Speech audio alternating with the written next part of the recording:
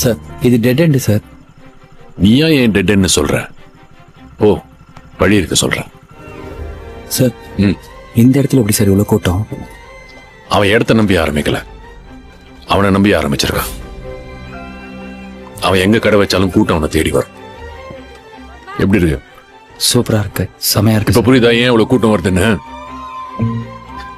திருநெல்வேலியில இருட்டு கடை பத்தி தெரியுமா? ஆ தெரியும் சார்.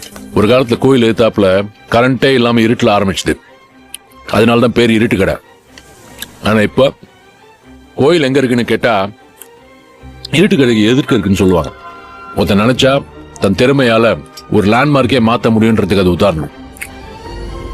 ஒரு பொருள் அங்க மட்டும்தான் கிடைக்கும்னா அது எங்க இருந்தாலும் கூட்டம் தானா தேடி வரும். தோ இந்த மாதிரி பூவை தேடிதான் எப்போ வண்டு வரும், வண்டை தேடி பூ போவாது. அதான் இயற்கை.